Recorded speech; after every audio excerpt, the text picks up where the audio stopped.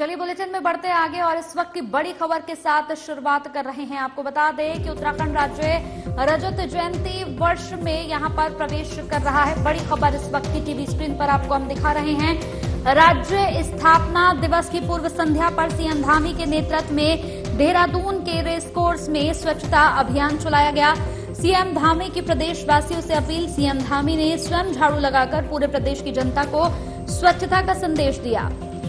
स्वच्छता अभियान में अपना सहयोग यहां पर दे, ये धामी की ओर से कहा गया। देवभूमि उत्तराखंड को स्वच्छ रखने में सरकार के सहयोगी बने। प्रधानमंत्री नरेंद्र मोदी की ओर से चलाए गए स्वच्छ भारत अभियान से देश में स्वच्छता के प्रति लोगों में जागरूकता और ज्यादा बढ़ी है। सीएम धामी की ओर से ये कहा गया। पीएम की स्वच्छ और स्वस्थ भारत की परिकल्पना लगातार साकार हो रही है। स्वच्छ भारत अभियान के 10 साल पूरे हो गए हैं। निरंतर देश स्वच्छता की ओर आगे बढ़ रहा है। पर्यटन तीर्थाटन की दृष्टि से पूरे देश दुनिया के लोग देवभूमि उत्तराखंड पहुंच रहे हैं। 21वीं सदी का तीसरा दशक उत्तराखंड का दशक होगा। हर क्षेत्र में उत्तराखंड अपने लक्ष्य की ओर लगातार आगे बढ़ रहा है। उत्तराखंड राज्य रजत जयंती वर्ष में प्रवेश कर रहा है।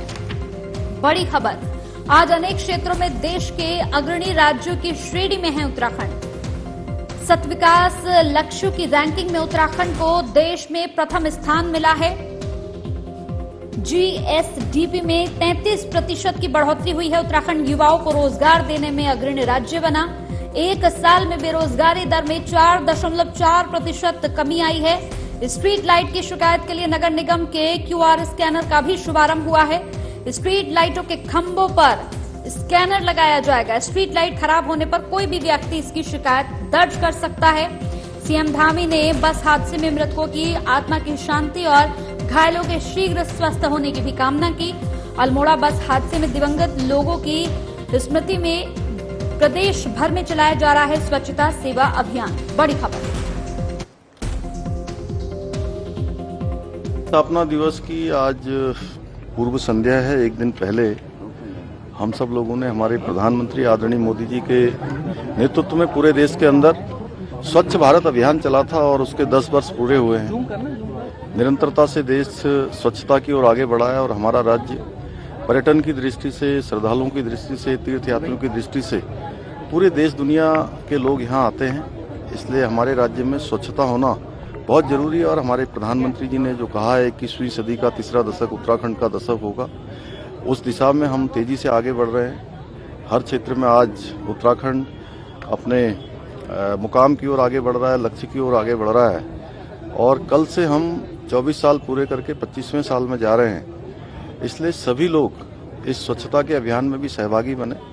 आज का पूरा दिन, चूँकि हमने हमारे यहाँ जो आज से 5 दिन पहले एक बहुत दुखद दुर्घटना हुई थी अल्मोड़ा के मरचूला के पास, जिसमें 36 हमारे बीच के हमारे भाई बहन बच्चे दिवंगत हो गए, हमारे बीच में नहीं रहे। तो आज सभी जगह इस श्रमदान का कार्यक्रम और स्वच्छता का अभियान चलाया है।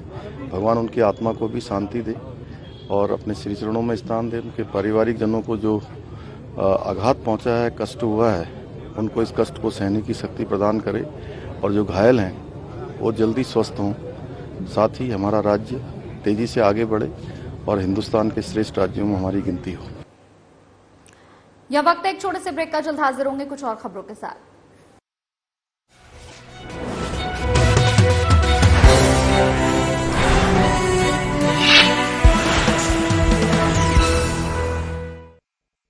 आने में किसी भारतवासी का पसीना बहा हो, उसे खरीदने पर जोर देना चाहिए और ये सबके प्रयास से ही संभव होगा। वोकल फॉर लोकल हमें व्यवहार में लाना ही होगा। देश के यशस्वी प्रधानमंत्री श्री नरेंद्र मोदी जी के वोकल फॉर लोकल के आह्वान से प्रेरित उत्तराखंड सरकार इस दिशा में हर महत्वपूर्ण कदम उठा रही है। प्रकृति, संस्कृति और विरासत को अपने अंदर समेटे उत्तराखंड में बने प्रोडक्ट एक ब्रांड के रूप में उभरते जा रहे हैं। उत्तराखंड सरकार द्वारा ग्रामीण उद्यमियों एवं कृषि उत्पादों को भी राष्ट्रीय और अंतर्राष्ट्रीय बाजारों से जोड़ने का प्रयास किया जा रहा है। उत्तराखंड सरकार द्वारा लॉन्च किया गया हाउस ऑफ हिमालयास ब्रांड क्षेत्र के प्रामाणिक हस्तशिल्प उत्पादों को बढ़ावा दे रहा है वहीं उत्तराखंड देश का पहला राज्य बन गया है जिसे एक दिन में सबसे अधिक 18 GI टैग मिले। ये सभी प्रयास उत्तराखंड सरकार के वोकल फॉर लोकल के प्रति प्रतिबद्धता का प्रमाण है। लोकल उत्पादों को अपनाकर हम न केवल उत्तराखंड की विरासत को सहेज रहे हैं बल्कि स्थानीय लोगों को आर्थिक रूप से सशक्त भी बना रहे हैं। आइए इस त्योहार स्थानीय उत्पादों को अपनाकर उत्तराखंड की प्रगति में अपना योगदान दें और साथ मिलकर एक आत्मनिर्भर और समृद्ध उत्तराखंड बनाएं।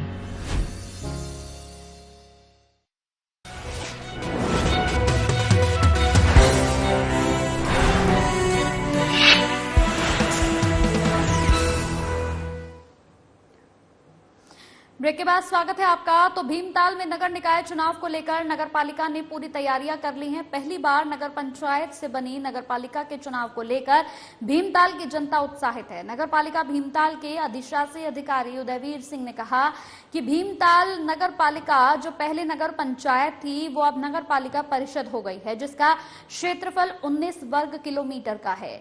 वहीं 10,000 के लगभग यहां पर मतदाता हैं। बता दें कि नगर पालिका पूरी तरीके से चुनाव के लिए अपने कर्मचारियों के साथ तैयार है। नगर निकाय चुनाव को लेकर दोनों ही दलों से कई प्रत्याशी दावेदारी की ताल यहां पर ठोक चुके हैं, लेकिन पार्टी किन पर भरोसा करती है वो तो आने वाला वक्त ही बताएगा।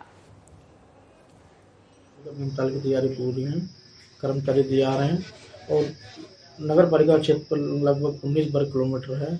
इसमें 9 मतदान केंद्र है, 9 वार्ड है, 9 मतदान केंद्र है और मतदान स्थल 10 हैं। लगभग वोटरों की जनसंख्या लगभग 10,000 के लगभग है। जिलाधिकारी वंदना सिंह ने भीमताल के आपदा प्रभावित गांवों का निरीक्षण किया। इस दौरान उन्होंने अधिकारियों और कर्मचारियों को कार्यों में तत्परता लाने के निर्देश दिए हैं। साथ ही उन्होंने खतरे की जद में आए परिवारों से बातचीत की। वहीं उप जिलाधिकारी प्रमोद कुमार ने बताया कि गांव का पूर्व में ही सर्वे कर लिया गया है। 18 मकान ऐसे हैं जो तत्कालीन खतरे की जद में हैं, जिस पर जिलाधिकारी ने इन परिवारों को सुरक्षित स्थानों में शिफ्ट किए जाने के निर्देश दिए हैं। साथ ही उन्होंने उप जिलाधिकारी को प्रभावित परिवारों के विस्थापित करने के लिए शीघ्र प्रस्ताव तैयार कर शासन को भेजने के निर्देश दिए, जिसके बाद जिलाधिकारी वंदना सिंह ने यहां भवाली में विभिन्न विकास योजनाओं का भी निरीक्षण किया। साथ ही 11 करोड़ से ज्यादा की लागत से बन रहे यहां पर नैनीबैंड सेनेटोरियम बाईपास का भी निरीक्षण किया है। इस दौरान उन्होंने लोक निर्माण विभाग के अधिकारियों से पर्यटन सीजन से पहले सुधारीकरण और यहां पर डामरीकरण कार्य में तेजी लाने के निर्देश भी दिए हैं। आज हम लोग भवाली के एरिया में कुछ गांव और शहरी क्षेत्र के जो विकास कार्य है उनका सभी विभागों के साथ एक निरीक्षण कर रहे हैं। उसमें खूपी गांव में भी अभी तात्कालिक जो सुरक्षात्मक कार्य है उसके लिए आपदा से पैसा दिया गया था, उस काम को भी देखा है। गांव में जो लॉन्ग टर्म समाधान है वहाँ बहुत समस्या है, लोगों के घरों में दरारें आई हुई है, तो उनके विस्थापन की का भी एक विकल्प है, साथ में सुरक्षात्मक कार्यों के भी विकल्प है। उन पर भी ग्रामवासियों से चर्चा हुई है और जो दोनों प्रस्ताव हैं उनको तैयार करने के लिए राजस्व विभाग की टीम को बताया गया है। सिंचाई विभाग को भी निर्देश दिए गए हैं, जो एक दीर्घकालीन DPR है उसको जल्दी तैयार करेंगे। इसके साथ साथ भवाली में हमारे जो कैंची धाम के लिए बाईपास जो निर्माणाधीन है, उसमें जो ब्रिज निर्माणाधीन है, उन सब का भी मौके पर निरीक्षण किया है और कार्यदायी संस्था को कामों में तेजी लाए जाने के लिए भी निर्देशित किया है। भवाली नगर का भी भ्रमण करके आज जनता से मुलाकात करके जो भी समस्याएं हैं लोगों की स्थानीय बिजली, पानी, सड़क इत्यादि से संबंधित, उन पर हम लोग चर्चा कर रहे हैं। यह वक्त एक छोटे से ब्रेक का, जल्द हाजिर होंगे।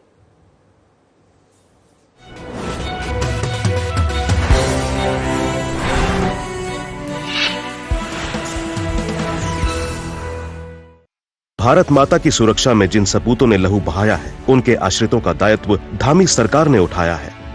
मुख्यमंत्री पुष्कर सिंह धामी ने लिया है शहीदों के परिजनों को स्वावलंबी एवं आर्थिक तौर पर सबल बनाने का संकल्प, जिसके तहत सैनिक कल्याण की दिशा में कई प्रभावशाली एवं ऐतिहासिक निर्णय लिए गए हैं। सबसे पहले तो शहीद के परिवारों को मिलने वाली अनुदान राशि को बढ़ाया गया है, जिसके चलते अब बलिदानियों के आश्रितों को 10 नहीं बल्कि सरकार द्वारा 50 लाख की वित्तीय मदद दी जाएगी।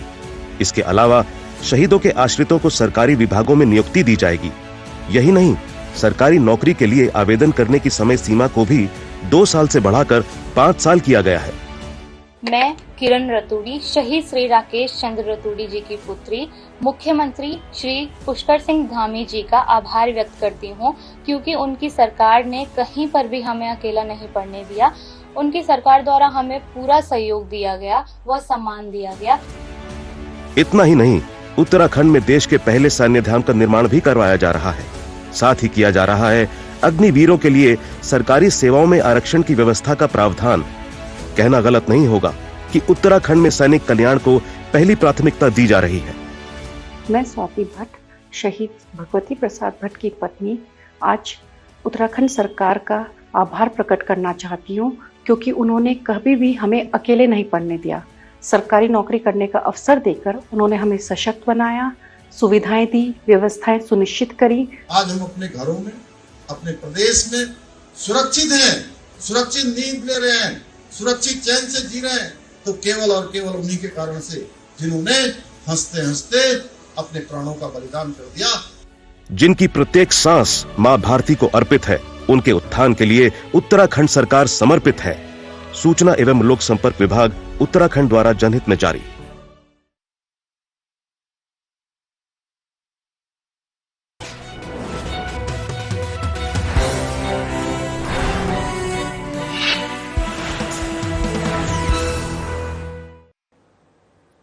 चलिए बढ़ते आगे। तो आबकारी अधिकारी हरीश जोशी ने हरिद्वार जनपद के सभी शराब दुकानदारों को नियम और मानकों का कड़ाई से पालन करने की हिदायत दी है।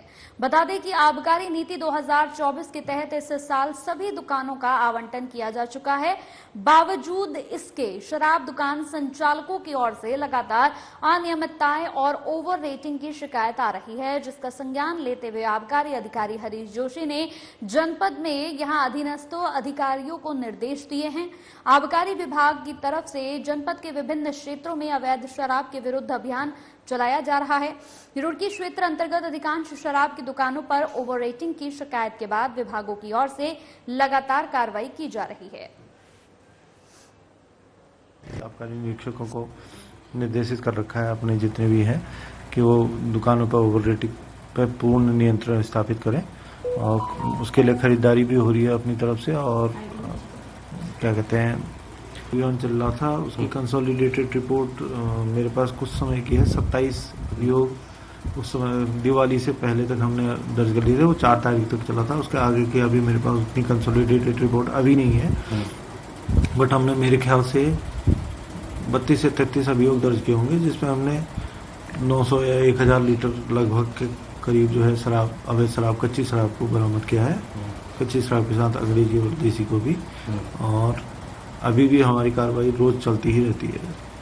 रोज आबकारी निरीक्षक के निर्देशन, हमारे मतलब आबकारी निरीक्षक जाते रहते हैं फील्ड में, वो सर्विस करते रहते हैं। उसमें जो नियम सम्मत कार्रवाई है वो की जाएगी, डेफिनेटली वो तो करनी ही पड़ेगी। ठीक है, देखिए प्रथम उसमें जो है 50,000 का चालान है, द्वितीय उसमें 75,000 का, फिर उसके बाद अगली बार जब पकड़ा जाएगा उसके आगे जितने भी होंगे वो 1-1 लाख के चालान होते रहेंगे उसके प्रति। इसको रियायत कहें या कुछ और, फिलहाल जो मामला जो है वो हरिद्वार जनपद के आबकारी विभाग से जुड़ा हुआ है। हम आपको बता दें, हरिद्वार जनपद में लगातार शराब दुकान संचालकों की मनमानी और ओवर रेटिंग और अनियमितताओं की शिकायत जो है वो विभाग को मिल रही थी। हाल ही में हरिद्वार के जो आबकारी अधिकारी हैं उनकी नवनियुक्ति हुई है हरीश जोशी ने पदभार संभालते ही लगभग 32 से 35 अभियोग जो हैं वो दर्ज किए हैं। जनपद में सभी शराब दुकानदारों को उन्होंने हिदायत दी है कि नियमावली जो है उसका पालन कड़ाई के साथ पालन किया जाए।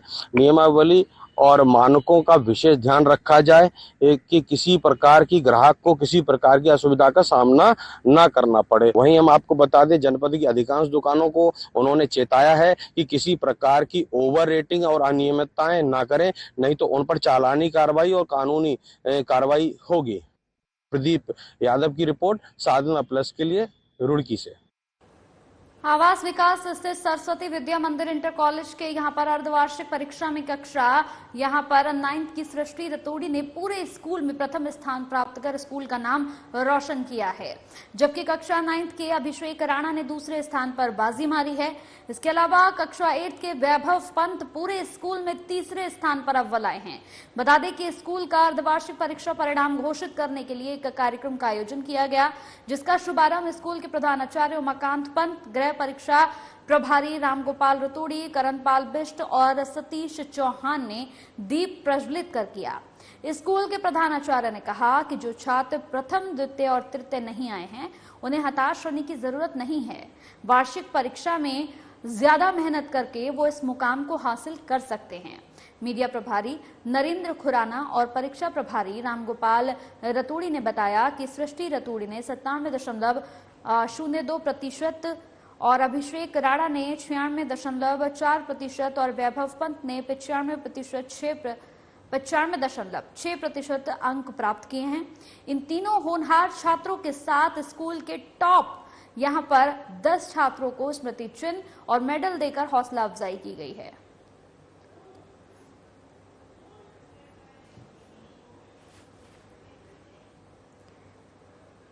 वही बात नैनीताल की करते हैं। नैनीताल में सुशीला तिवारी मेमोरियल सुगम संगीत, भजनों और लोकगीत प्रतियोगिताओं का आयोजन किया गया। भजनों और लोकगीत से छोटे छोटे बच्चों ने हर किसी को अपनी मधुर आवाज से बांधे रखा।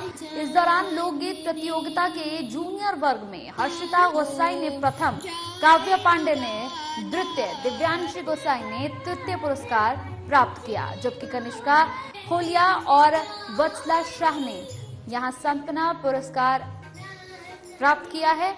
लोकगीत प्रतियोगिता के सीनियर वर्ग में दिया आर्या ने प्रथम, जतिन कुमार ने द्वितीय और रोहित कुमार ने तृतीय पुरस्कार प्राप्त किया।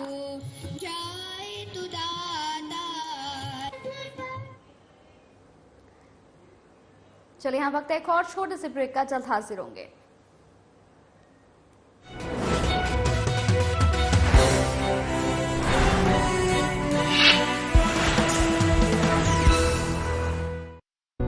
उत्तराखंड ने पकड़ी औद्योगिक विकास की रफ्तार।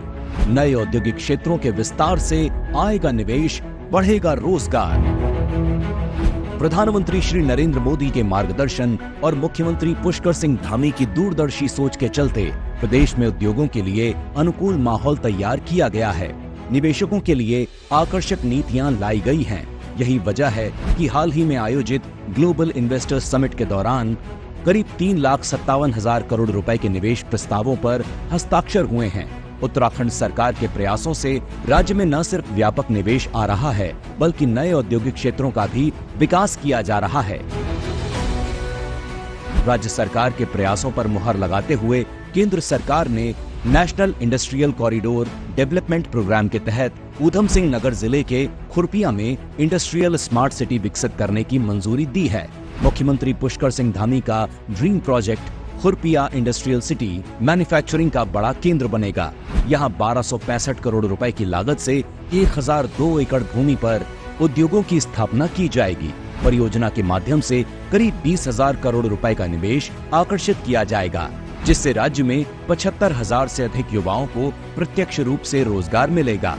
खुरपिया औद्योगिक क्षेत्र में automobile industry, auto components, engineering और फैब्रिकेशन की इकाइयों पर फोकस किया जाएगा।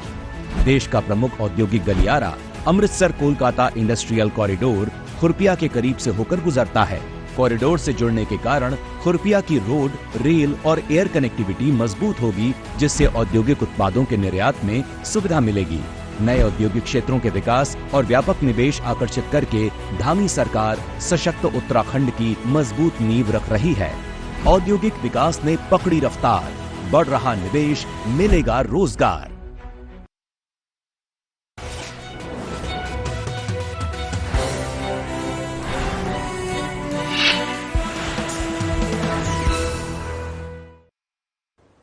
ब्रेक के बाद स्वागत है आपका। तो चलिए रुक करते हैं इस वक्त की एक और बड़ी खबर का। एक और बड़ी खबर आपको दिखाने जा रहे हैं। केदारनाथ उपचुनाव को लेकर प्रत्याशियों ने अपनी ताकत पूरी तरह से झोंक दी। बीजेपी कांग्रेस के स्टार प्रचारकों ने अपना डेरा जमाया हुआ है। बीजेपी कांग्रेस के स्टार प्रचारकों ने भी अपना डेरा यहां पर जमाया हुआ। प्रचार प्रसार के लिए काफी तेजी यहां पर देखी जा रही है। केदारनाथ विधानसभा को फतेह करने के लिए बीजेपी कांग्रेस में जोरदार टक्कर देखने को मिल रही है। सीएम धामी ताबड़तोड़ जनसभाएं और रोड शो करेंगे। अब कांग्रेस प्रदेश अध्यक्ष करण महरा, नेता प्रतिपक्ष यशपाल आर्या और गणेश गोदियाल ने पार्टी प्रत्याशी के पक्ष में वोट मांगने शुरू कर दिए हैं।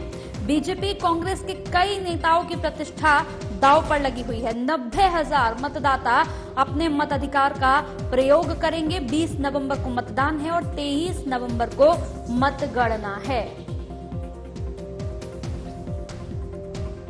इस पूरी खबर पर ज्यादा बातचीत करने के लिए उत्तराखंड से हमारे ब्यूरो चीफ कमल शर्मा फोन लाइन पर हमारे साथ है। कमल शर्मा जी, बहुत सीधा सा सवाल, केदारनाथ का उपचुनाव इस वक्त यहां पर अपनी अपनी इज्जत का पूरा देखते हैं तो पूरा इस वक्त दोनों ही पार्टियों की इज्जत जो है वो इसमें बहुत ज्यादा लगी हुई है, क्योंकि कांग्रेस भी पूरी तरह से मेहनत कर रही है और बीजेपी भी पूरी तरह से मेहनत कर रही है। क्या कुछ देखने को मिल रहा है वहां पर?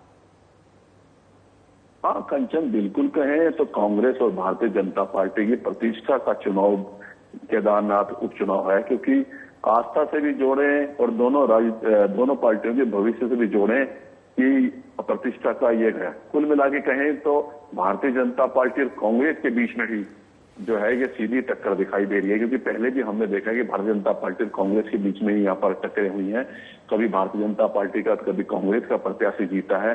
वही हम देख रहे हैं कि स्थिति अब यह दिखाई दे रही है। आज अगर हम कहें तो 8 तारीख हो चुकी है, 20 तारीख को मतदान होना है और 18 तारीख के बाद शाम के 6 बजे बाद प्रचार खत्म हो जाएगा। तो हम कहें लगभग 10 दिन का समय है और भारतीय जनता पार्टी और कांग्रेस ने दोनों ने यहाँ पर जोर लगा दिया है। अगर कांग्रेस की बात करें तो जो यहाँ शीर्ष में तो है गणेश गोदियाल हो गया, नमस्कार, और यशपाल आर्य नेता प्रतिपक्ष हो गए और करण मेहरा जो प्रदेश अध्यक्ष हैं और अन्य लोग यहाँ पर प्रचार में लगे हैं कांग्रेस के प्रत्याशी के लिए। मनोज रावत जिसको अपना प्रत्याशी बनाया कांग्रेस है, वही अब भारतीय जनता पार्टी करें तो आशा नोटियाल जो यहाँ पर प्रत्याशी हैं, 2 बार पहले भी वो विधायक रह चुकी हैं।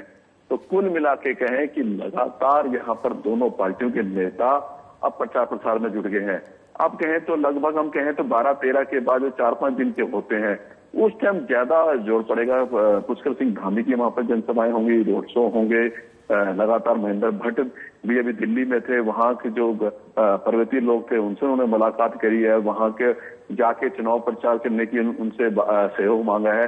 तो कुल मिला के कहें अब दोनों ही पार्टियां अगले 2-3 दिन के बाद एक तरह से युद्ध स्तर पर वहां पर चुनाव प्रचार में लग जाएंगी और फिर दोनों ही एक दूसरे पे जो आरोप प्रत्यारोप की राजनीति होती है, जब चुनाव होते हैं तो आरोप प्रत्यारोप दोनों पे लगते हैं, तो वो प्रक्रिया भी मुझे लगता है शुरू हो जाएगी। तो कुल मिला के कहें दोनों पार्टियों के लिए केदारनाथ उपचुनाव एक प्रतिष्ठा का चुनाव बन चुका है। बिल्कुल सही आपने कहा, प्रतिष्ठा का चुनाव बन चुका है। इसके साथ ही अगर कमल शर्मा जी देखें तो दोनों ही तरफ से जो स्टार प्रचारक हैं उन्होंने पूरी तरह से अपनी ताकत लगा दी है। आप तो लोगों के बीच वहां पर बैठते हैं, जनता का मूड किस तरह का दिख रहा है इस बार? हाँ बिल्कुल, अगर कहें तो सबसे बड़ी बात है, हमने देखा ना कि पिछले आप कहीं चुनाव देखो, चाहे वो लोकसभा का चुनाव था, चाहे हरियाणा का चुनाव था, अन्य चुनाव थे, अब मतदाताओं का मूड देखना बड़ा कठिन भी हो गया, क्योंकि लगातार आप देख रहे होंगे जितने भी सर्वे आए कहीं ना कहीं सर्वे के जो थे उनके अनुसार से नतीजे नहीं आए। कहना बड़ा भी मुश्किल है क्योंकि अभी समय है, क्योंकि हरियाणा की हम जब बात करें सभी सर्वे जो कांग्रेस के पक्ष में बता रहे थे, लेकिन अंतिम 2-3 दिनों के अंदर कहीं ना कहीं चुनाव में एकदम बदलाव आया और तो भारतीय जनता पार्टी के पक्ष में मतदाता चले गए। तो वही अभी कहते हैं कि अभी हमें इंतजार करना पड़ेगा। अभी 2-3 दिन का लास्ट में जब 2-3 दिन होते हैं तो कहीं ना कहीं मतदाताओं का रुझान उस टाइम तय होता है कि किसको वोट डालना है, किस प्रत्याशी को डालना है। तो कुल मिला के कहें अभी ये कहना गलत है, पर कुल मिला के कहें भारतीय जनता पार्टी और कांग्रेस के प्रतिष्ठा चुनाव और दोनों ही पार्टियों के प्रत्याशी अपने अपने प्रत्याशियों के लिए, अपने अपने प्रत्याशियों के चुनाव प्रचार के लिए अब रणभूमि पर उतर चुके हैं। ठीक है, चलिए बहुत बहुत शुक्रिया हमारे साथ जुड़ने के लिए, तमाम बातचीत करने के लिए बेहद शुक्रिया। तो उत्तराखंड के ब्यूरो चीफ कमल शर्मा हमारे साथ तमाम बातचीत के लिए जुड़े थे। तो 20 नवंबर को मतदान होना है और 23 नवंबर को मतगणना होनी है। इसी के साथ इस बुलेटिन में मेरे साथ इतना ही। नमस्कार।